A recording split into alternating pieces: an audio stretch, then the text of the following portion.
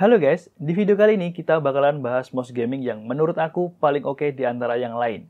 Ini dia, Logitech G Pro X Superlight. Di mana ini adalah salah satu mouse wireless paling bagus di kelasnya, di mana versi sebelumnya Logitech G Pro Wireless sebenarnya ini udah oke. Tapi setelah make yang Superlight ini, waduh, lebih oke cuy. Jadi kenapa mouse ini bisa aku bilang terbaik kalau misalnya buat gaming? Aku akan bahas satu persatu dan jangan lupa klik like dulu di video ini, kita mulai videonya setelah yang satu ini.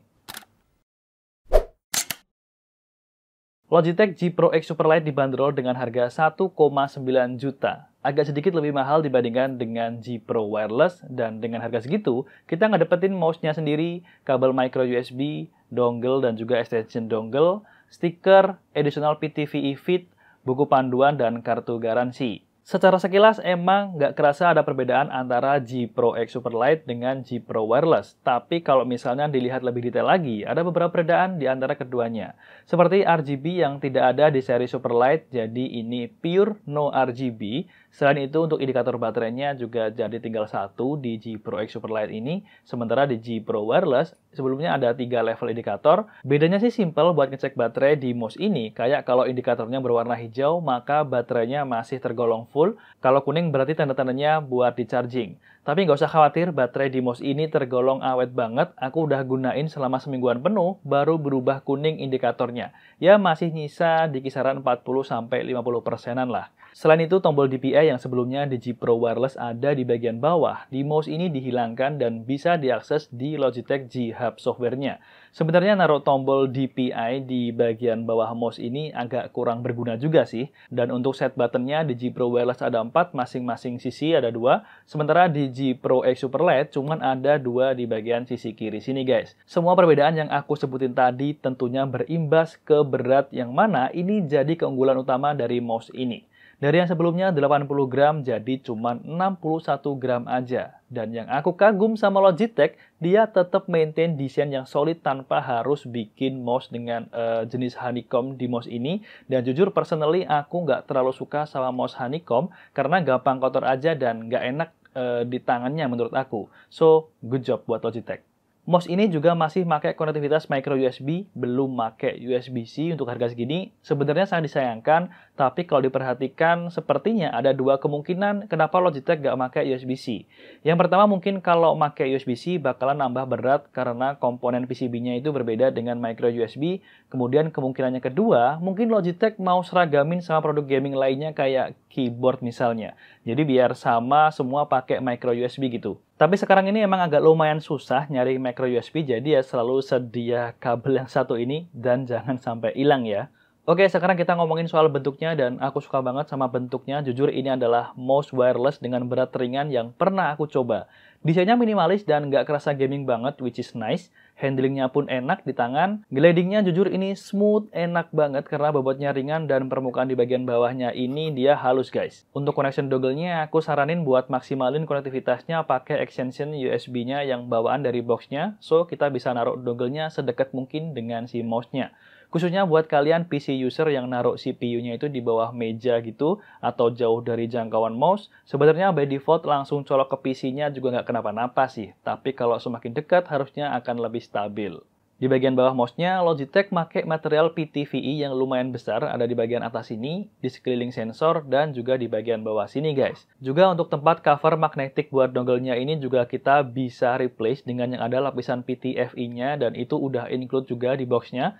Tapi aku personally lebih nyaman kayak gini aja sih. Dengan adanya lapisan PTFE ini, gliding mouse-nya ini jadi smooth banget. Apalagi kalau dikombinasiin dengan mousepad Logitech yang kebetulan aku ada nih, G640, jadi makin perfect aja.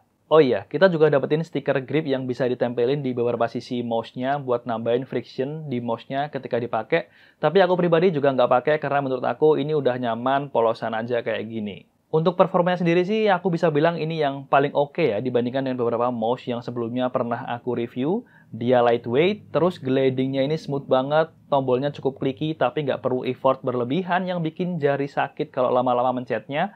Apalagi dia punya sensor hero dengan response rate di 1 millisecond yang menurut aku ini adalah salah satu sensor mouse terbaik dan well perform. Ya setidaknya di beberapa game yang aku mainin saat ini.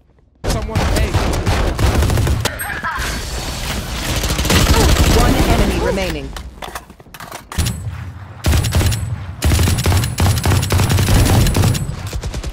Spike down A.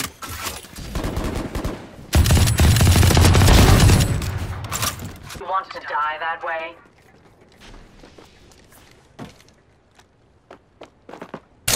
Firing.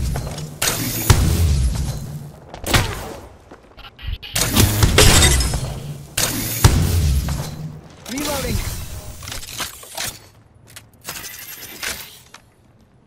We using this gravity cannon or what?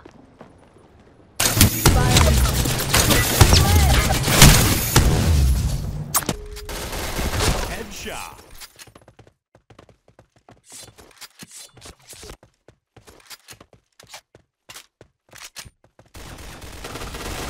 Chain headshot.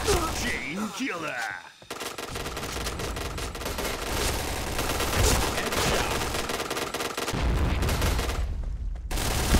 Headshot. Chain headshot.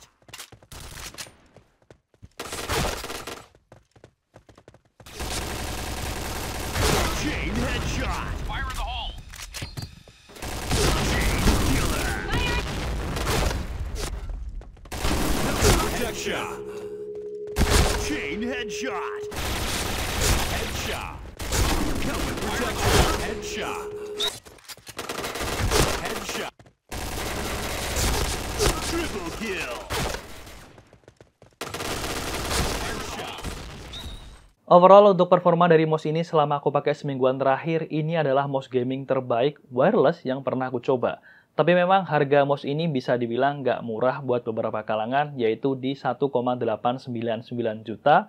Well, memang kalau dipikir-pikir ngapain sih beli mouse semahal ini? Kalau kalian adalah pro gamers, apalagi FPS gamers yang memang profesional main game buat ngasilin duit, beli mouse ini adalah investasi yang sangat bagus menurut aku.